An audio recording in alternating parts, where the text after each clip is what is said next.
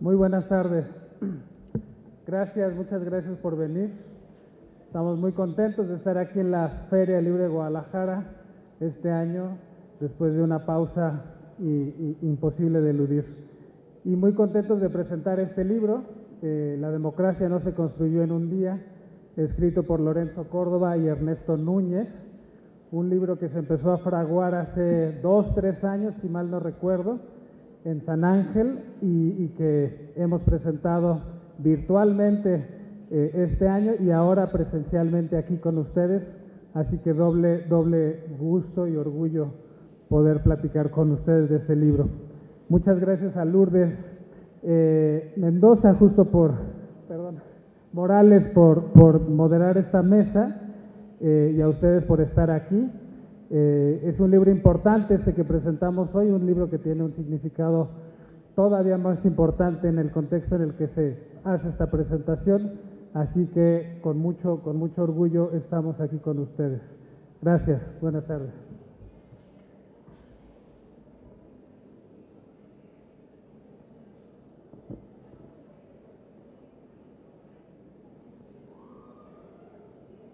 ¿Ya? Sí. Hola, ¿qué tal? Pues muy buenas tardes a todos. Agradezco mucho la invitación y bueno, pues para mí es un gran placer estar junto a dos amigos y dos aliados de tantas batallas para presentar pues este libro que desde el título pues evoca mucho, ¿no? La democracia no se construyó en un día, sin duda.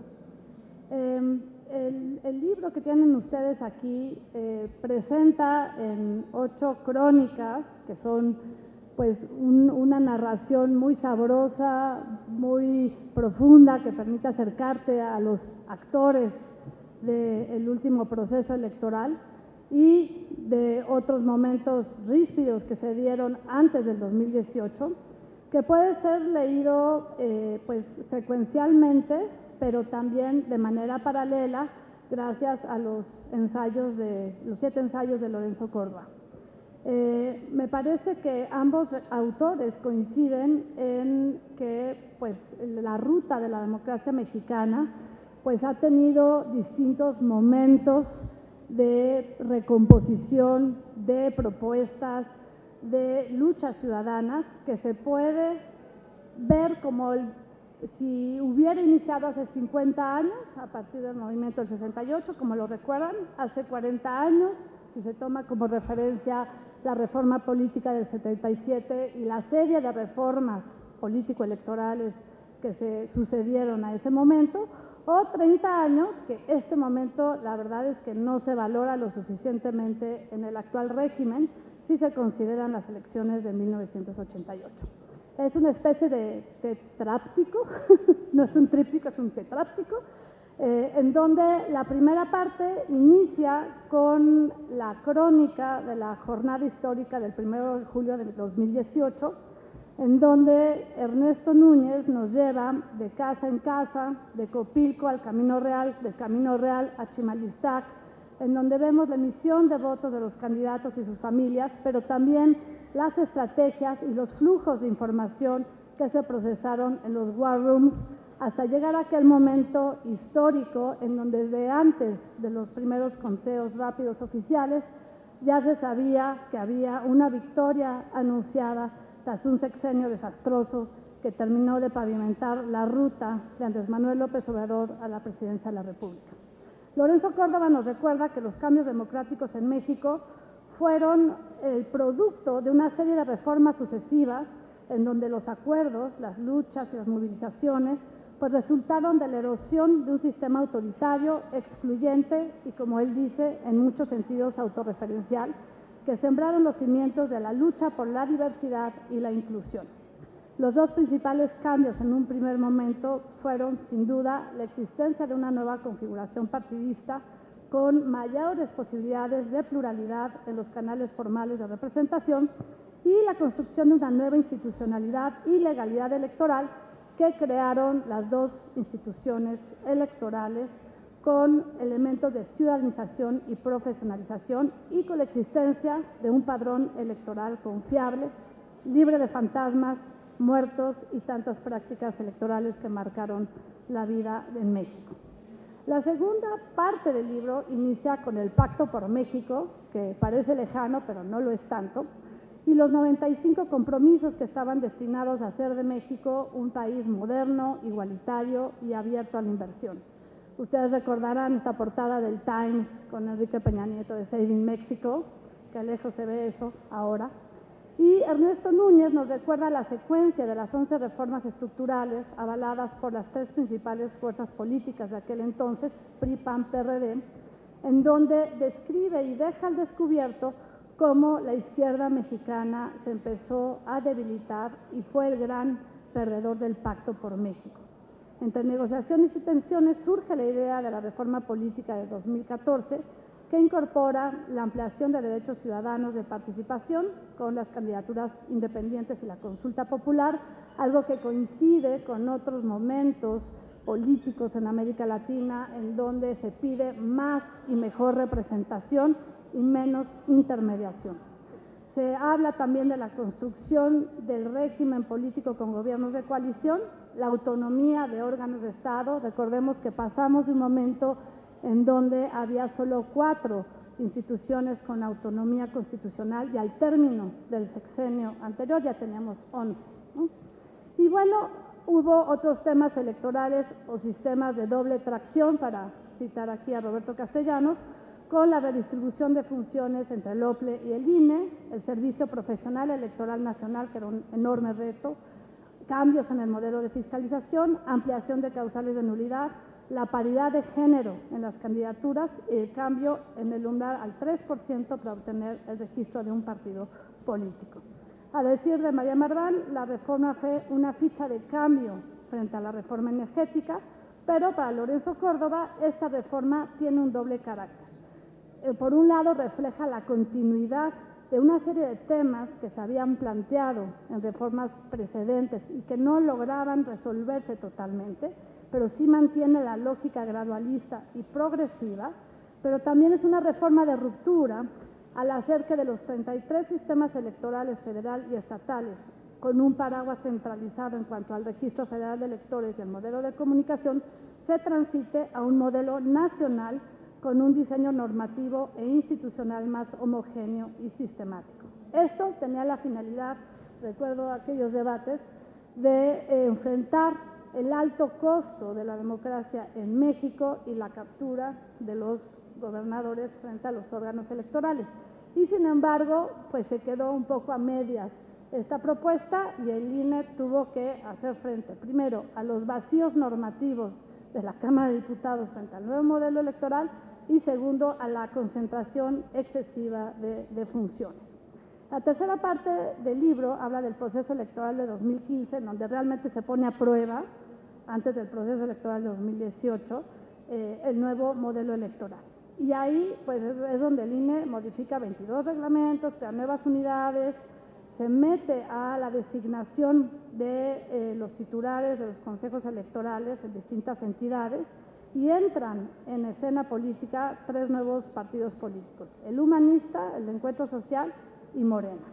El INE pasa a una estructura de 17.697 personas dentro de su plantilla y lo que eufemísticamente se llama modelo híbrido, pues habla de la ausencia de un acuerdo total entre las fuerzas políticas que deja la carga de la resolución, incluida la manzana envenenada de las designaciones, al INE. El INE se vuelve el pararrayos de las responsabilidades de las partes de la reforma que quedaron sin acuerdo. ¿Qué pasa después? Pues viene Ayotzinapa, viene la Casa Blanca y el país se da cuenta de que ha cambiado. Siguen las tormentas de publicidad oficial y la utilización de recursos públicos para propaganda electoral. Entran en escena las candidaturas independientes, con Pedro Kumamoto como diputado local en Jalisco, Jaime Rodríguez como gobernador de Nuevo León, Cuauhtémoc Blanco como presidente municipal de Cuernavaca o Alfonso Martínez Alcázar como presidente municipal de Morelia, y se ponen en evidencia el fracaso de la herramienta de la consulta popular cuando se trata de utilizar por los partidos políticos y no por los ciudadanos para temas como el aumento del salario mínimo, para la reducción de legisladores de representación proporcional o la revocación de la reforma en materia energética. Sin embargo, un punto positivo, se aumentan los canales de inclusión y se logra la paridad completa. Lorenzo Córdoba nos habla de los desafíos que se enfrentan en 2015, la elección interna del PRD, la selección de los consejeros electorales de 19 OPLES, la construcción del sistema informático de fiscalización. Yo no lo tenía en el radar, este episodio del fraude de la filial mexicana de la empresa española Citil y el quite que hace la UNAM con el sistema integral de fiscalización que sigue vigente y es de gran utilidad para los que vemos temas de rendición de cuentas. Y bueno, se explica este momento en donde el Partido Verde viola reiteradamente las normas electorales a través del abuso de los cineminutos, la publicidad con los informes de labores o el desacato constante de medidas cautelares. Yo soy de las que hubiera optado y me hubiera encantado ver la pérdida de registro, pero entiendo el argumento de que no se pueden violar los derechos de quienes militan en el partido político. Bueno, o sea, empieza a dar una nueva configuración electoral y sin duda empieza un ataque frontal a la institución electoral cada vez que da muestras de su autonomía y su independencia política. Y a pesar de estas complejidades, se logra que los ciudadanos sean quienes organizan las elecciones y que se instalen más del 99.8% de las castillas. La tercera parte, pues, hablan de los reacomodos partidistas con la salida en escena de Mario Fabio Beltrones, la pérdida de Aguascalientes, Chihuahua, Durango, Quintana Roo, Veracruz, Tamaulipas y Puebla, y el surgimiento de Ricardo Anaya como principal actor del Partido Acción Nacional. Ahí es muy interesante ver cómo en los procesos electorales locales en los cuales el INE coadyuva a su organización, pues se vive el llamado infierno electoral del Estado de México con la utilización de todo el aparato de Estado para la realización de las elecciones y el purgatorio electoral en Coahuila con los rebases de topes de campaña. Aún así, en 2016 vemos nuevas alternancias, nuevas coaliciones y sin duda un nuevo paisaje electoral en donde parece ser que la constante es la pluralidad política y la incertidumbre sobre quién será el ganador, que es una de las condiciones de la democracia. Se habla también de la elección de la Asamblea Constituyente de la Ciudad de México, que el INE tiene que organizar mediante voto secreto, universal y directo. Y bueno, se habla también de los pendientes en cuanto a las diferencias en los topes de campaña y el surgimiento y la necesidad de monitorear las actividades en las redes sociales. Se habla también en esta parte de las promesas, de las dádivas con los monederos rosas, las tarjetas y todo esto que utilizan los partidos para lucrar con la pobreza. Y sin duda el pendiente principal de esta fase es cómo lograr las condiciones equitativas de la competencia electoral con el marco normativo vigente. Entonces, en la cuarta parte, ya el trayecto final de este camino hacia el 2018, pues se habla de los comicios locales en 30 entidades federativas y el desafío logístico para lograr que voten 89.123.000 ciudadanos.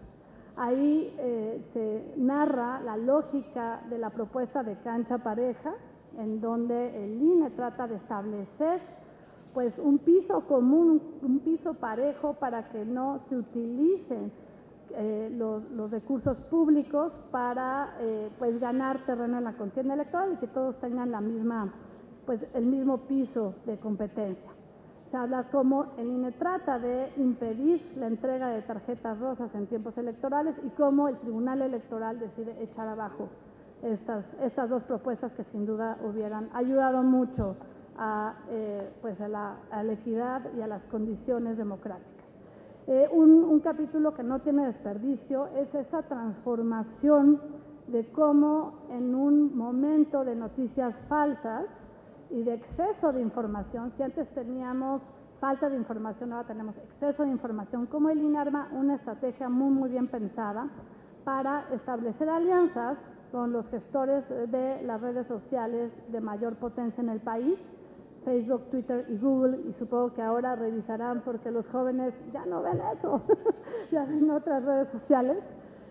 cómo promueven y respaldan iniciativas generadas desde la sociedad y a través de medios de comunicación, y cómo aprovechan el despliegue territorial del INE durante la jornada electoral para generar insumos informativos. Es decir, ante las deficiencias de información se enfrenta el ruido con más información y con mucha pedagogía institucional.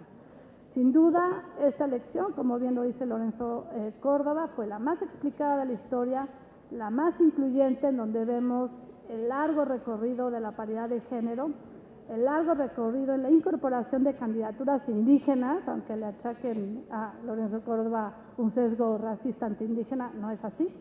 Una cosa es que ilegalmente difundan una conversación y otra son los hechos, dirían hechos son amores, en donde hay 13 distritos de mayoría indígena, en 6 de los cuales deben de competir mujeres, y donde hay protocolos de inclusión en donde personas con alguna discapacidad pueden ser funcionarios de casilla y personas trans pueden tener la identidad que quieran a través de su credencial electoral. Ernesto Núñez habla de la noche de los independientes, un tema que los que estamos en sociedad civil nos duele mucho el resultado de la implementación de los independientes, porque desde el movimiento anulista, pasando por el Bronco y Margarita Zavala, nos damos cuenta que, como bien dice Juan Villoro, para ser candidato independiente a la presidencia hay 2 alternativas: perder con limpieza o ganar con trampa. Algo que ojalá y se pueda revisar y realmente sirva para que los liderazgos ciudadanos con amplia trayectoria puedan llegar a la boleta electoral. Se habla también de la lógica de los 3 debates presidenciales, en donde sin duda hay un cambio de paradigma, hay una definición ex ante de temas y subtemas, hay un cambio de formato, hay cambio de moderadores, no hay decanes raras, y se hace una gran discusión en torno a las propuestas presidenciales. Y bueno, de ahí también viene el recuento de cómo hay una animadversión por parte del presidente de la República cuando empieza a sacar algunas irregularidades como el fideicomiso por los demás. Es sin duda el presidente más votado y más popular en la historia moderna del país, y creo que a pesar de la situación que estamos viviendo ahorita, tenemos un ecosistema en el que se producen las elecciones en México, y esto es que hay cargos públicos electos y abiertos, hay elecciones libres, competitivas y periódicas, hay libertad de expresión a pesar de los intentos por violentarla y por retenerla, hay un acceso plural a la información, hay un derecho reconocido a la participación política, hay una ciudadanía inclusiva que no llega a ser igualitaria, pero que tenemos los cimientos para que esto suceda, existe el principio de mayoría y sin duda existe el principio de reconocimiento y garantía de derechos de las minorías. Este libro, a la luz de las próximas reformas que se van a discutir, creo que brinda muchos datos de lo que hemos avanzado y también de los pendientes que quedan para el fortalecimiento de nuestra democracia, y sin duda pone el énfasis en la necesidad de cuidar lo que hemos ganado hasta ahorita y de no darlo por sentado, porque efectivamente esto no es esfuerzo de una sola persona y no es la construcción de un solo régimen, sino que lleva muchos años, muchas batallas y muchos muertos detrás. Entonces agradezco mucho esta presentación, este espacio de compartir con ustedes estas causas, y ojalá y venga la segunda parte, ¿no? Yo cerraría nada más con una pregunta. Cuando estábamos en la Encívica, yo le decía a Lorenzo Córdoba si estábamos frente a un cambio de régimen, y él me decía que no. No sé si ahorita ya haya cambiado de idea. Muchas gracias.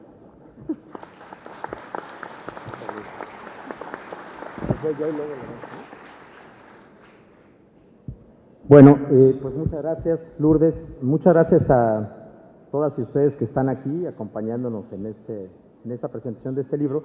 Quisiera leerles 3 párrafos de la primera crónica, no solo para ver si los logro convencer de que nos sigan en la lectura del libro, sino para que nos ubiquemos en el 2018. Tratemos de olvidar lo que ha pasado estos 3 años y ubiquémonos en el 2018 para después intentar una reflexión a ver si les hace sentido. López Obrador a las 10 de la noche, más o menos, sale de su casa de campaña, se va al Hotel Hilton de la Alameda Central en la Ciudad de México y lee un discurso en el que tranquiliza a los mercados, dice, esto no va a ser una dictadura, respetaré la autonomía del Banco de México, respetaré la libertad de prensa, la libertad del periodismo, una serie de cosas.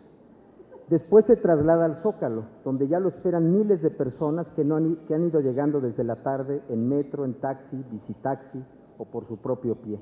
Nadie los ha convocado ni acarreado, y aunque no llenan por completo la plaza, juntos ofrecen la estampa de un Zócalo iluminado y repleto a la medianoche, una postal que aparecerá en todos los periódicos, portales y noticieros de televisión en México y en todo el mundo. Casi a la medianoche el candidato comienza a leer su discurso. Se decidió el día de hoy iniciar la cuarta transformación de la vida pública de México, asegura. Triunfó la revolución de las conciencias, exclama. Sus palabras son replicadas con aplausos y gritos de una multitud eufórica que celebra, después de 3 intentos fallidos, la victoria de su dirigente. En el Zócalo hay niños, ancianas, mujeres y hombres que visten camisetas de AMLO, agitan banderas y hacen sonar matracas, tambores, cornetas.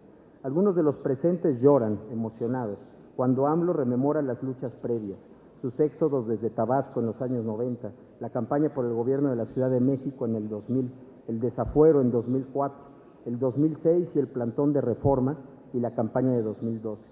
Ahora están ahí, escuchando a López Obrador, cómo les promete cumplir todos los compromisos, y entre ellos se pellizcan para comprobar que eso no es un sueño. Soy muy consciente de mi responsabilidad histórica. No quiero pasar a la historia como un mal presidente. No se van a decepcionar, asegura el tabasqueño. Ya es 2 de julio, cuando López Obrador abandona el primer cuadro para dirigirse a su casa. Algunos de sus simpatizantes permanecen hasta 2 horas más en las calles del centro. Ríen, cuentan anécdotas, beben, bailan, cantan. Al mediodía del lunes 2 de julio, en esa misma plaza, miles de mexicanos llorarán la derrota de México ante Brasil en los octavos de final del Mundial de Rusia 2018. Otra vez se habrá esfumado el sueño del 5º partido, pero el sueño de la cuarta transformación apenas estaba comenzando. Así termina, digamos, la primera crónica de este libro, y quisiera yo rápidamente hacer una reflexión adicional. 3 años y medio después de aquella escena, de aquel Zócalo, estamos a punto de llegar a la mitad del sexenio y de atestiguar otro Zócalo rendido frente a López Obrador, pero esta vez en su calidad de presidente y cargando a cuestas el desgaste del ejercicio del poder. En ese contexto y en momentos en los que hay varias señales de preocupación por el estado de salud de nuestra democracia, quizás este ha sido uno de los temas más relevantes que se ha discutido en la FIL, por cierto, en estos días, se han vuelto obligados los balances de mitad de sexenio. Sin embargo, este no es un libro de balance de la administración, ni es otro pronóstico pesimista sobre el rumbo del país, y tampoco es un libro anti-López Obrador. No es un libro anti-López Obrador, y me interesa resaltarlo. De hecho, los últimos acontecimientos narrados en la obra ocurrieron en el verano de 2018, semanas después de esa histórica jornada electoral. El libro comienza con una crónica que narra detalladamente, o pretende narrar detalladamente, la jornada electoral desde diversos escenarios y momentos, y concluye con el testimonio personal del árbitro de aquella contienda, Lorenzo Córdoba, el 1 de julio visto desde la herradura del Consejo General del INE. Pero no es una obra circular, sino que fluye como una espiral. Comienza y acaba el mismo día, pero no en la misma circunstancia. La obra contiene, como ya explicó bien Lulú, 8 crónicas y 7 ensayos que se complementan y dialogan entre sí para construir un doble relato del proceso político que culminó con las elecciones de 2018. No es propiamente una obra en coautoría, sino 2 libros en uno, porque Lorenzo y yo nos dimos cuenta de que era mejor resolverlo narrativamente así que pretender una obra a 4 manos en la que yo tendría que renunciar por momentos a ser periodista y él a ser autoridad electoral, así que esa decisión la tomamos en el camino y creemos, espero, que haya sido una decisión acertada, ustedes lo juzgarán. Al concebirlo hace ya casi 3 años, partimos de una hipótesis: narrar los antecedentes y las complejas circunstancias que propiciaron una tercera alternancia en la presidencia podría ayudar a comprender los porqués de la irrupción de un partido o movimiento que se apoderó de la escena nacional y desplazó de manera contundente a los 3 partidos que durante 3 décadas habían dominado el sistema político. Al menos eso era lo que yo buscaba al escribir crónicas de segunda mirada sobre el periodo 2012-2018. Y en ese afán volví a reportear muchas cosas que me tocó cubrir como periodista durante el sexenio de Peña Nieto, revisitar escenarios, hablar nuevamente con testigos y protagonistas de los hechos y rearmar el rompecabezas con la gran ventaja de la mirada retrospectiva. En el camino nos encontramos Lorenzo y yo, con que ese ejercicio también podía ayudar a entender y valorar el 1 de julio de 2018 no como un suceso espontáneo, sino como una estación más de un complejo proceso evolutivo en el que muchos factores y muchos antecedentes hicieron posible ese vuelco electoral. Entre otros factores, un sistema electoral robusto que garantizó que el proceso ocurriera en condiciones de equidad. Eso es lo que busca la crónica periodística, reconstruir historias, revisar procesos y recrear escenarios para que las cosas vuelvan a ocurrir frente a la mirada del lector. Al menos esa es la ilusión del cronista. La crónica periodística, como dice Juan Villoro, es un espejo retrovisor. Cuando uno va conduciendo un auto, tiene la mirada hacia adelante y está pensando en el destino de ese viaje, pero de cuando en cuando se voltea a ver el espejo y, entre otras cosas, esto te permite ver el camino que vas dejando atrás. Si uno se fija bien en ese espejo, hasta abajo hay una pequeña leyenda que le advierte al conductor: precaución, los objetos en el espejo están más cerca de lo que parece. Eso pretende también este libro, ser un recordatorio del camino andado y una advertencia. Las condiciones predemocráticas que tuvieron que vencerse para que el 18 fuera posible también podrían estar más cerca de lo que parece. Muchas gracias.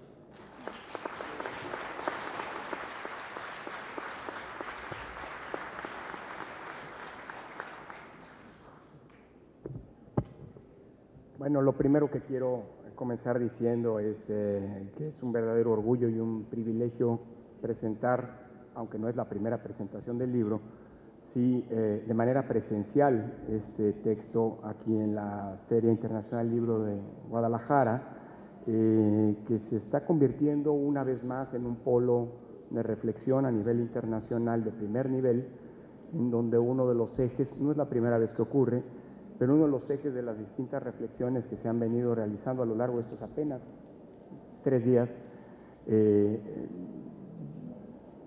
defensa a partir de la problematización de las conquistas democráticas.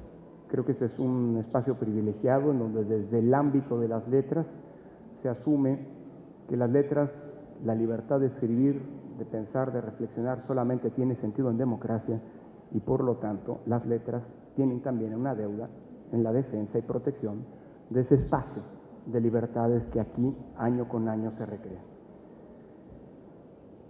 Quiero también señalar mi profundo agradecimiento por la generosidad y cercanía. Lulú es parte también de esta historia a partir de ese contexto de exigencia al que el INE se vio sometido a lo largo de sus ya 7 años de existencia desde la sociedad civil. El INE vive y depende del acompañamiento de la sociedad, pero se revitaliza y se fortalece a partir de un acompañamiento que no implica condescendencias y complacencias, sino un acompañamiento crítico. Gracias, Lulú, por lo que ha pasado y por tu relato y tu descripción de este libro en esta presentación. No quiero extenderme mucho, y ya sé que estas son las peores palabras para empezar una presentación, porque parecerían anticipar que el que va a hablar se va a agotar el tiempo, porque creo que sería interesante poder abrir un pequeño espacio, aunque sea dentro de los límites temporales que la FIL impone, de interlocución con ustedes. Dicho eso, la historia de la construcción de nuestra democracia ha sido, y este libro pretende ilustrarlo, por decirlo menos, compleja. Este libro es un libro que desde el título no se asume ni pretende serlo como un texto neutral, meramente objetivo, descriptivo, que toma distancia de los hechos y de los acontecimientos cuando los narra, sino por el contrario tiene una vocación clara, abierta y declaradamente militante. Este es un libro que milita en favor de una visión, de una concepción, para abonar la discusión pública, no para afrontar verdades absolutas, ni mucho menos, al contrario de aquellas interpretaciones contra las que se dirige, respecto de una manera de interpretar nuestra transición a la democracia y, por ende, la construcción colectiva de la misma. Es un libro, decía Militante desde el título, y que pretende plantear una contranarrativa frente a las visiones que buscan reducir nuestra transición a un mero momento fundacional. Es una apuesta y una reivindicación de una explicación de nuestro proceso de construcción democrática evolutivo, evolucionista, frente a las visiones creacionistas que suelen acompañar los procesos de alternancia a lo largo del tiempo y en todo el mundo, de quienes, al ganar una elección, pretenden vender la idea de que con su llegada al poder empieza la estación democrática. Por cierto, lo vivimos en México en 2000, cuando llegó Fox a la presidencia en la primera alternancia, en la máxima magistratura del país, cuando él dijo, bueno, ya ganamos, ahora llegó la democracia a México. Bueno, suele ocurrir que desde el poder pretenda reescribirse la historia. Solo que la historia no la escribe el poder, la historia la escribimos todos como un proceso de construcción colectiva. Y este libro busca reivindicar a la democracia en nuestro país como una conquista colectiva, un esfuerzo que involucró a millones de personas de muy distinto signo político, que a pesar de sus diferencias, que son no solamente naturales, sino legítimas en un contexto de una sociedad de masas plural, diversa y rica precisamente por esa diversidad como la nuestra, y que apostaron más allá de esas diferencias legítimas democráticamente en la construcción de un conjunto de reglas del juego comunes y que implicaban que la lucha por el poder se centra en el ejercicio libre y equitativo del voto en una competencia electoral. Sí, en 2018 ha habido narrativas que pretenden construirse y se alimentan desde perspectivas muchas veces rayantes en la propaganda, que pretenden explicar al 2018 como una especie de revolución ciudadana que permitió, sin duda con una votación copiosa y abundante, legítima e incuestionable, el inicio de nuestra democracia. Bueno, pues este libro, frente a esas posiciones creacionistas, dice no. La democracia es el esfuerzo de muchos mexicanos y una construcción colectiva que se ha venido articulando a lo largo del tiempo. Desde este punto de vista, la transición se construyó, recogemos esta idea y la reforzamos, o al menos nos pretendemos en este libro, en una lógica gradual, paulatina y progresiva. Es una especie de historia traducida en capas que se van sedimentando y acumulando con el tiempo y que constituyen los cimientos de nuestro sistema democrático. Un sistema precario en muchos sentidos, con muchísimos pendientes, pero que no puede renegar desde nuestra perspectiva de ese origen. Nuestra transición ve pues desde esta perspectiva, la que sugerimos y proponemos y defendemos militantemente en este libro, al 2018 no como el inicio de una nueva etapa, al menos no por lo que hace a la democracia. La historia ya nos permitirá juzgar si en el 2018 inició una nueva etapa de nuestra vida política que ojalá culmine con la resolución de los grandes problemas estructurales que hoy nos aquejan: la pobreza, la desigualdad, la corrupción, la violencia, la impunidad. Pero lo que sí no es cierto, o al menos nosotros sostenemos en este debate al que invitamos con este libro, es que 2018 sea el inicio de nuestra democracia, sino todo lo contrario. El 2018 y lo que ocurrió fue posible gracias a la serie de transformaciones, luchas y conquistas que colectivamente fuimos acumulando a lo largo de las décadas perfeccionando a través de una serie de consecutiva de reformas electorales derivadas de grandes consensos y acuerdos políticos y que permitieron que en 2018, de hecho desde antes, la sociedad mexicana contara con las condiciones para que, si así lo decidían, como lo decidieron los ciudadanos, pudiéramos articular una tercera alternancia en la presidencia de la República. Este es un libro, como decía ya Ernesto, cronicaba bien Lulu, que arranca en 2018 y termina en 2018.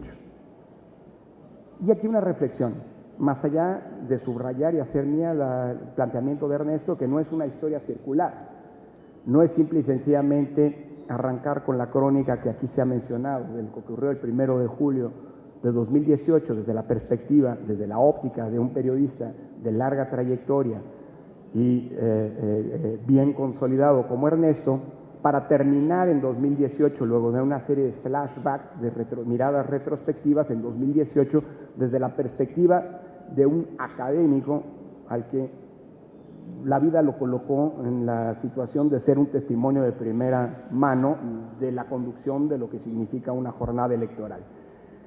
Tiene razón Ernesto en esta interpretación, en el sentido de que no es una mera mirada circular, porque justamente el ir atrás tiene el propósito de justificar y explicar todo lo que permitió que lo que se cuenta al inicio del libro efectivamente pudiera ocurrir al término de la lectura del mismo. Pero es un libro que termina en 2018 y que no pretende ir más allá. Bueno, ese fue el acuerdo que hicimos Ernesto y yo. Ernesto, debo confesarlo, rompió de alguna manera porque habla del papel del fideicomiso. Pero bueno, ese es problema de Ernesto. Yo sí cumplí con la idea y me quedo hasta el 1 de julio. Con una intencionalidad. Lo que vino después, lo que está ocurriendo hoy en día es parte de otra historia. No sé si la narraremos en algún día y espero que el libro que se eventualmente cuente esa historia no sea después de 3 puntitos respecto de este título. La democracia no se construye en un día, 3 puntitos, pero se puede acabar en unos meses o en unos años o en un sexenio. Ojalá y no sea así, creo que esto es parte de lo que a todos y a todas nos toca conjurar. La idea de empezar en 2018 y terminar en 2018 es la de explicar las razones, las causas y los resultados de esa evolución que nos permitió contar para entonces con un conjunto de garantías, libertades, certezas de que el voto en México es respetado y de que no solo puede ejercerse en libertad como una manera de elegir por parte de las y los ciudadanos a nuestros representantes y gobernantes, sino también como un poderoso mecanismo de rendición de cuentas mediante el cual se juzga positiva o negativamente la acción de los gobiernos y en consecuencia se premian o castigan dichas gestiones.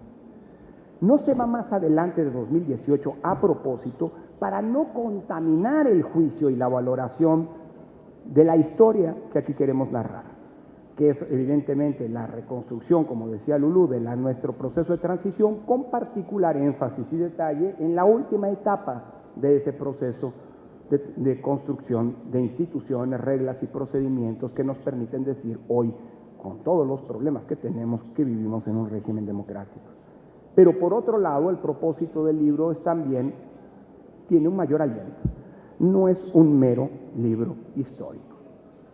Es un libro que tiene el propósito de hacernos recordar todo lo que nos costó llegar a donde llegamos para no olvidar de dónde venimos, para juzgar 2018 en sus méritos, pero también con el propósito abierto y manifiesto de defender las conquistas democráticas que hemos tenido. El libro busca relatar los trabajos y los días, las complejidades, las adversidades, las problemáticas que la autoridad electoral tuvo que enfrentar para poder concretar la compleja, difícil y complicada incluso hasta de entender reforma de 2014. Sin embargo, también es un libro que reivindica su resultado. A pesar de todo ello, a pesar de esas complejidades, hoy, en retrospectiva, podemos ver que el periodo que inauguró la reforma de 2014 es el periodo de paz pública, de gobernabilidad democrática, sí de litigiosidad, pero no de conflictividad electoral y de alternancia más grande de nuestra historia democrática. En estos 7 años, permítanme extenderlo hasta nuestros días, Nunca, como ahora, pues había habido un periodo de tal cantidades de alternancias. Y la alternancia, si bien no es condición de la democracia, sí en términos de su efectiva posibilidad, que depende o no del voto ciudadano, es lo que define la calidad democrática de un sistema. Hoy, en los últimos 7 años, podemos decir que el 70% de las elecciones han traído como consecuencia una alternancia, es decir, la probabilidad de que el partido que gana una elección vuelva a ganar el ciclo electoral siguiente es de apenas de 3 de cada 10 probabilidades. Si no hay condiciones institucionales, legales, procedimentales que subyacen a este hecho, no podríamos explicarlo. En ese sentido, vuelvo a insistir, este no pretende ser meramente un libro histórico, y vaya que lo es, en la medida en la que narra y describe una etapa de nuestra democratización, pero es un libro que pretende tener un aliento, a pesar de, como hemos insistido, empezar y terminar en la elección de 2018. Y ese aliento me parece que puede resumirse en la pretensión de convencer a los gentiles lectores que se adentren en sus páginas. Por cierto, paréntesis, es un libro curioso porque son 3 libros en uno, permítanme decirlo así, por cómo se confeccionó. Al final ya decía Ernesto que empezamos a idear el libro en un libro a 4 manos, en el que los dos escribiéramos un solo libro, literalmente en el que fuéramos coautores. Pues bueno, aquí no somos coautores, Ernesto es el responsable y yo me deslindo de entrada de cualquier crítica que se le quiera hacer de las 8 crónicas de las que él escribió, y yo soy el único responsable de los 7 ensayos que componen el libro. Y cualquiera de ustedes puede leer o las 8 crónicas de corrido, y leyeron el libro de un periodista contando esta historia, o los 7 ensayos de corrido, y leyeron la interpretación de un académico al que le tocó la fortuna y el privilegio de conducir los trabajos de la autoridad electoral, o bien pueden seguir la sugerencia que el propio libro, que intercala crónicas y ensayos, plantea. Dicho eso, este es un libro que tiene una intencionalidad, no solamente hacia atrás, como la que mencionaba, reivindicar el carácter evolutivo de la democracia, sino hacia adelante. No dar por sentado lo que hemos logrado. Y es que la historia de la democracia nos enseña que cuando prevalece en una sociedad el conformismo, que cuando damos por sentado que las conquistas democráticas llegaron para quedarse, un día, tal vez sin darnos cuenta, nos vamos a despertar advirtiendo que la democracia se nos fue entre las manos. Es un libro que sí explica, narra, problematiza, o al menos lo intenta, y trata de convencer sobre una apuesta fundamental, que es el hecho de que nuestra democracia es una construcción, como ha ocurrido en todas las democracias del mundo, por cierto, colectiva. No es, como decía Lulú, obra de un solo hombre, obra de un solo partido, de una sola ideología o corriente política. Es una apuesta colectiva de generaciones y generaciones de mexicanas y mexicanos que apostaron porque fueran los votos y nada más que ellos lo que define de manera pacífica, respetuosa y tolerante el acceso al poder político. Y en ese mismo sentido, la defensa de la democracia es también una responsabilidad colectiva. Mala tempora currunt, decía Cicerón en un aforisma latino célebre. Corren malos tiempos, diría yo, para la democracia. A todas y a todos nos corresponde y nos implica ser responsables de que la segunda parte de ese aforisma latino, que se debe a Cicerón, no se concrete. Decía Cicerón, sed peiora parantur, y se vienen tiempos peores. A todas y a todos nos corresponde conjurar que esta segunda parte de lo que Cicerón planteaba no ocurra. Y así como construimos todas y todos la democracia, a todas y a todos nos corresponde defenderla. Muchísimas gracias.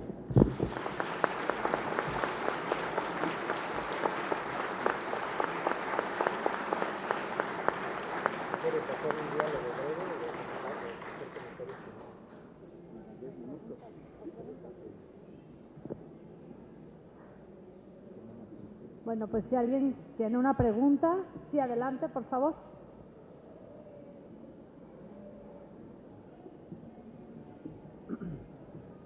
Hola, buenas tardes. Felicidades por este libro. Retomando un poco lo que comentas, Lorenzo, de que yo estoy de acuerdo, de que la democracia es una construcción colectiva. Desde tu perspectiva, o cualquiera de los dos autores, o también desde el punto de vista de Ernesto, ¿cuál creen que sea la labor que esta generación, y para ser más concreto de los que estamos en este auditorio, nos corresponde para conservar esta democracia y que no vengan esos tiempos terribles? ¿Qué nos pedirían a los ciudadanos para que esta construcción democrática no terminara aquí? Gracias. ¿Les parece una ronda de 3? Aquí, mi compañero. Sí, buenas tardes, felicidades por el libro. Mi pregunta va en el sentido de uno de los comentarios finales que hacía el doctor Lorenzo, que decía que el libro plantea también el futuro de la democracia. Y en ese sentido, creo que ahorita un tema muy relevante es la vida interna de los partidos políticos.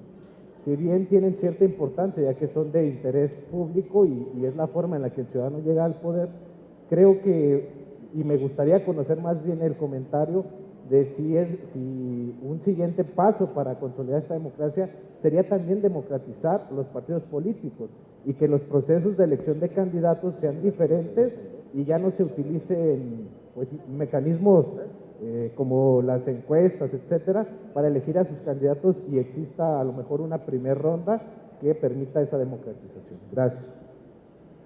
Y había otro por allá.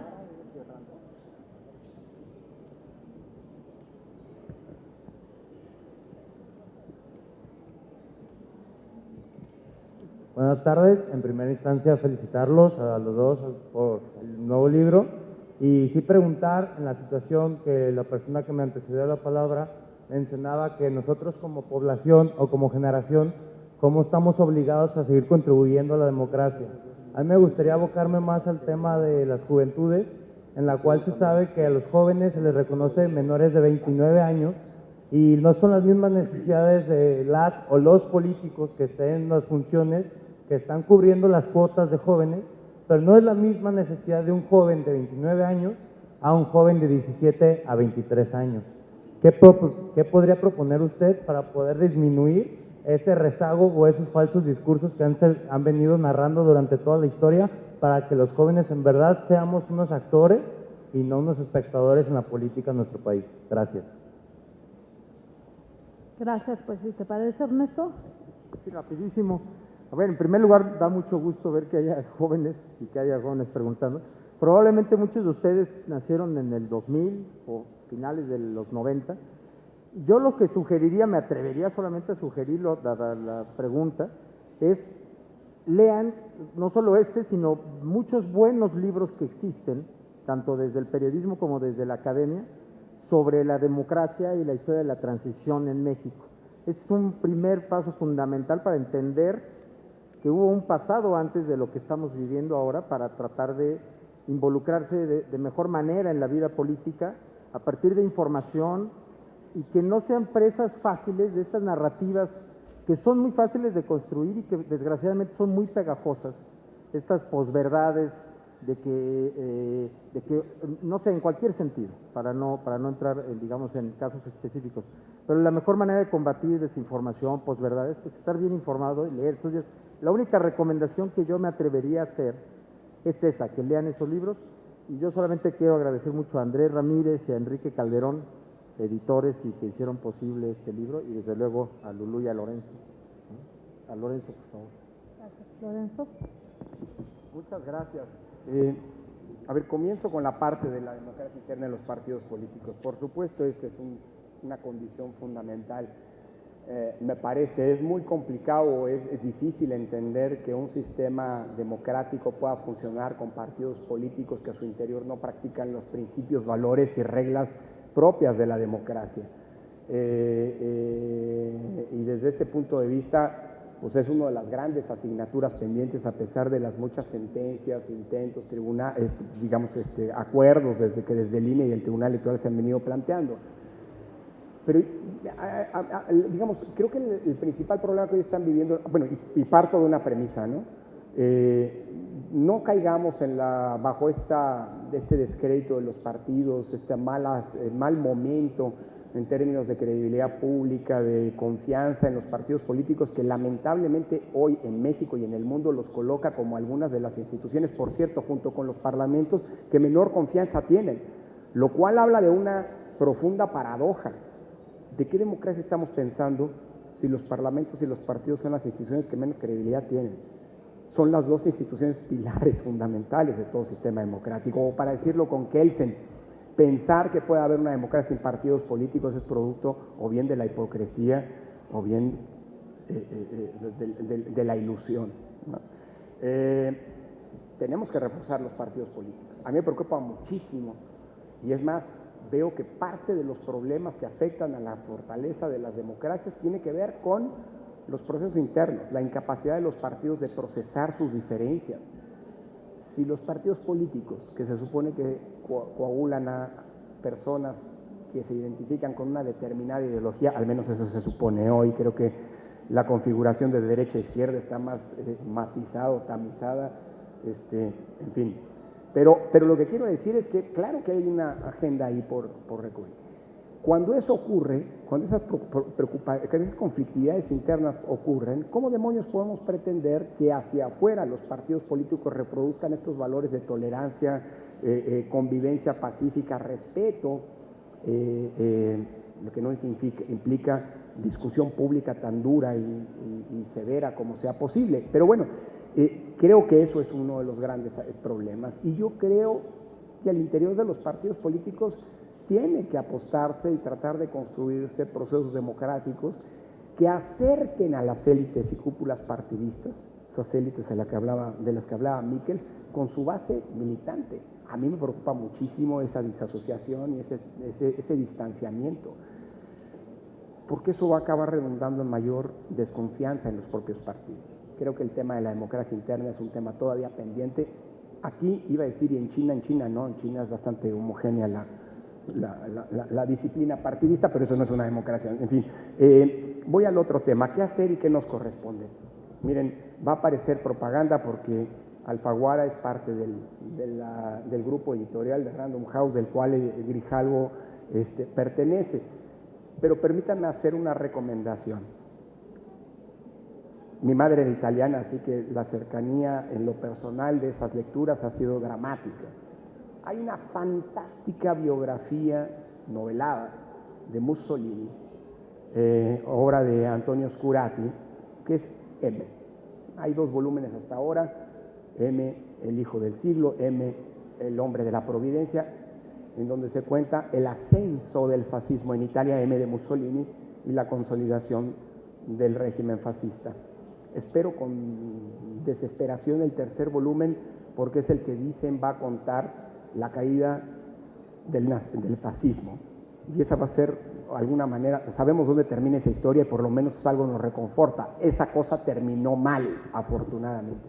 Pero lo que quiero señalar es que es dramático cómo el fascismo no solamente se encumbró en su momento por la vía democrática, a veces esto se olvida, igual que el nazismo,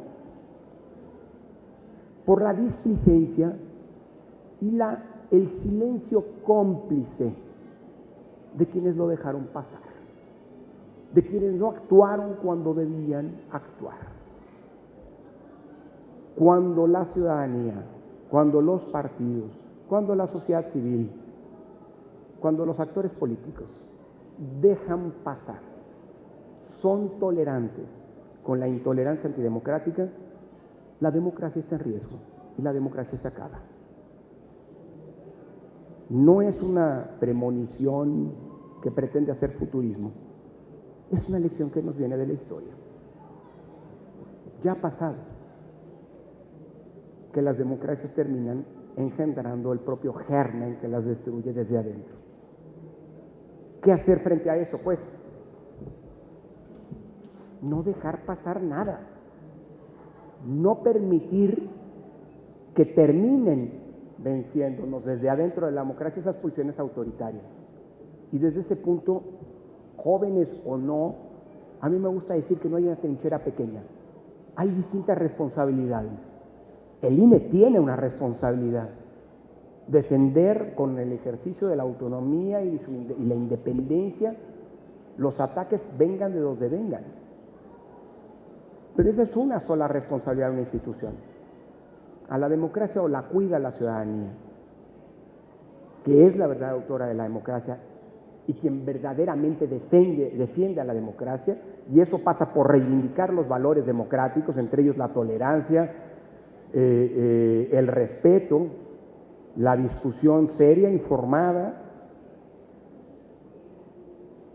o la democracia se nos agota. Un tuit, este espacio, perdón que lo diga así, aquí estamos en un ambiente cultural, aquí estamos haciendo política, en el mejor de los sentidos, preguntándonos o interactuando, tratando de reflexionar colectivamente qué se debe hacer. Estamos haciendo política de defensa de la democracia. No hay trinchera pequeña, un tuit, un diálogo familiar, un diálogo en las universidades, en nuestro circuito. Esa es la acción colectiva que supone y de la que depende la subsistencia de la democracia. Más no me atrevo a decir, porque si no van a decir que aquí estoy arrancando movimientos y eso no es mi propósito para nada. Tengo que guardar la compostura del árbitro, pero lo que sí digo es: no dejemos ninguna trinchera sin defender. Así podemos garantizar que subsista la democracia. Pues muchas gracias.